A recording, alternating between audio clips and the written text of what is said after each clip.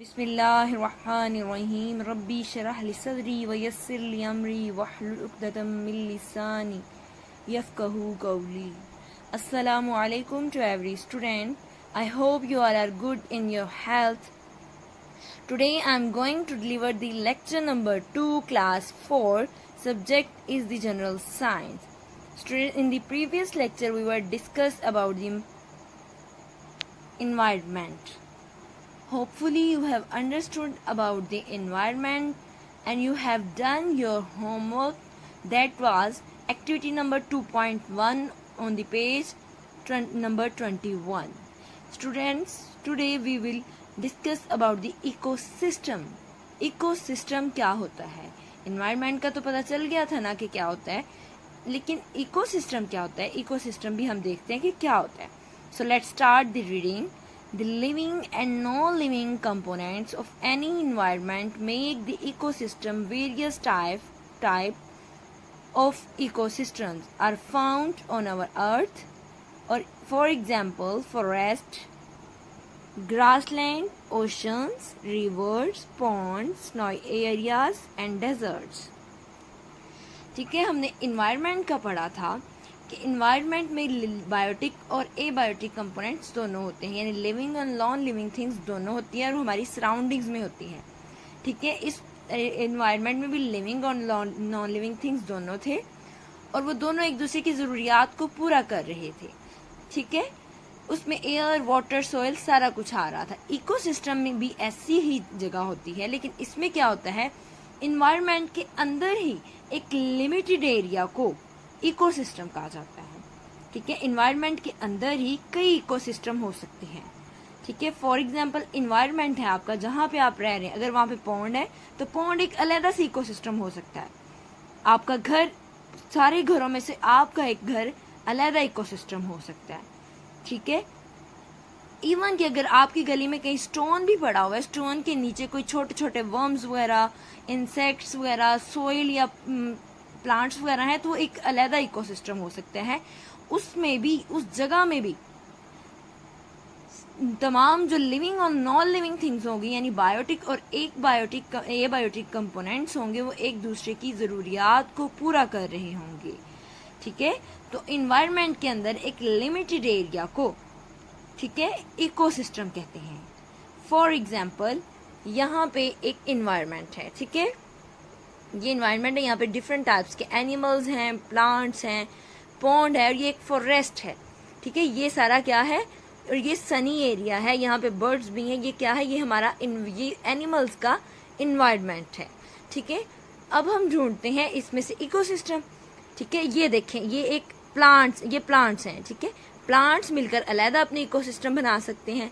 इसी तरह ये है पॉन्ड. पॉन्ड के अंदर आपको पता है कि प्लांट्स भी होते हैं, फिश भी रहती हैं और इसमें क्रोकोडाइल्स वगैरह भी हो सकते हैं. ठीक है, अच्छा, अब ये दोनों ये सब एक दूसरे की ज़रूरियात को कैसे पूरा करेंगे.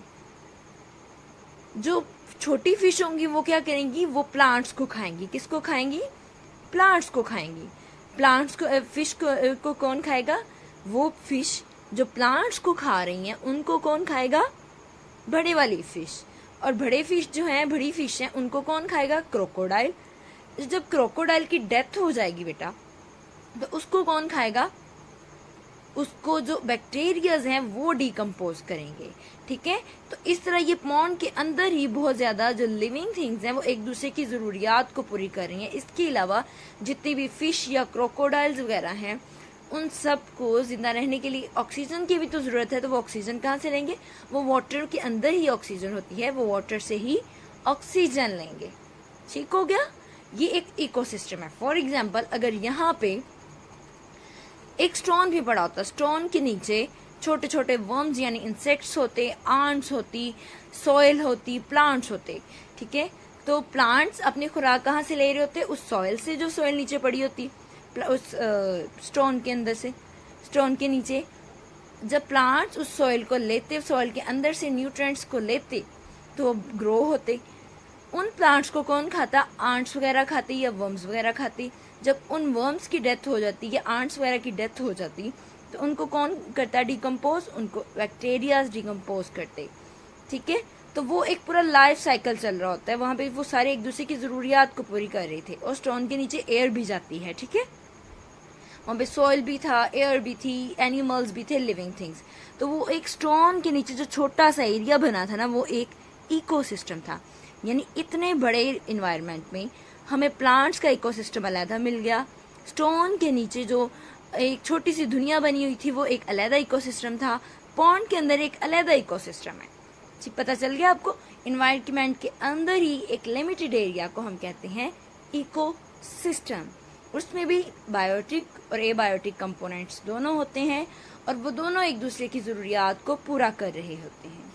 जी, यहाँ पे आपकी इंफॉर्मेशन के लिए बताया गया है, the largest desert of the world is Sahara which is situated in continent Africa. Africa में जो सबसे बड़ा थर्ड लार्ज बड़ा डेजर्ट है वो है सहारा, और वो है अफ्रीका में। कहाँ पे है? अफ्रीका में। इसके अलावा पाकिस्तान में, बल्कि पंजाब में भी डेजर्ट है बेटा। मियाँ वाली भक्कर वाली साइड पे एक डेजर्ट है जिसको थल कहा जाता है, और ये नॉर्थ ईस्ट में है, ठीक है, पंजाब के नॉर्थ ईस्ट में। और जो साउदर्न एरिया में है वो है चोलिस्तान, ये भी पंजाब की साउथ वाली साइड पे है। इसके अलावा the desert located in Sindh is called Thar. Sindh में भी एक डेजर्ट है जिसको थर कहा जाता है, ठीक है, ये इंफॉर्मेशन है। नेक्स्ट यहाँ पे कुछ इकोसिस्टम बताए गए हैं जी। तो स्नोई रीजन, यहाँ पे बहुत ज़्यादा जो आर्कटिक रीजन्स होते हैं जहाँ पे बहुत ज़्यादा स्नो फॉलिंग होती है उन्हें कहते हैं स्नोई रीजन, ठीक है। वहाँ पे पोलर बियर की अलग इकोसिस्टम हो सकती है, पेंगुइन का अलग इकोसिस्टम हो सकती है। ये है ग्रासलैंड, यहाँ पे ग्रास ही ग्रास होती है, ये ग्रास की इकोसिस्टम होगी, ग्रास का इकोसिस्टम होगा। ये डेजर्ट है, यहाँ पे कैमल का इकोसिस्टम हो सकता है, श्रब्स का इकोसिस्टम हो सकता है, ठीक है। इसके अलावा ये है पॉन्ड। पॉन्ड का मैंने आपको पहले बता दिया, वहाँ पे फिश हो सकती हैं, क्रोकोडाइल्स हो सकती हैं। ओशन में भी फिश होती हैं, क्रोकोडाइल्स होते हैं, टर्टल्स होते हैं, ठीक है। इसके अलावा फॉरेस्ट आपको पता है बहुत ज़्यादा एनिमल्स का होम होता है, ये एक इन्वायरमेंट होता है, इसके अंदर बहुत ज़्यादा इकोसिस्टम हो सकती हैं, ठीक है। In this desert the days are extremely hot and the nights are extremely cold. जो डेजर्ट होते हैं बेटा, वहाँ पे जो डे होते हैं वो बहुत ज़्यादा हॉट होते हैं और जो नाइट होती है वो बहुत ज़्यादा कोल्ड होती है, ठंडी होती है। अच्छा, यहाँ पे एक्टिविटी है बेटा, एक यूनिट एक्टिविटी नंबर 2.1, और ये भी आपका होमवर्क ही होगी। यहाँ पे 5 टाइप्स के इकोसिस्टम का बताया गया है। फॉरेस्ट में क्या कुछ हो सकता है? प्लांट्स हो सकते हैं, स्नेक हो सकता है, लायन हो सकता है, टाइगर हो सकता है, एलिफेंट हो सकता है, डियर हो सकती है। ग्रासलैंड में ग्रास, थिक श्रब्स, ये सारी चीज़ें हो सकती हैं। पॉन्ड में क्या क्या हो सकता है? डेजर्ट में, स्नो में, ये आप लोगों ने खुद देखना है और यहाँ आपको पे कॉलम्स को फिल करना है। This is your homework and you will done it on your book on the page number 22.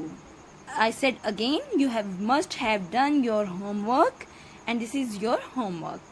आज के लिए इतना ही। अल्लाह हाफिज।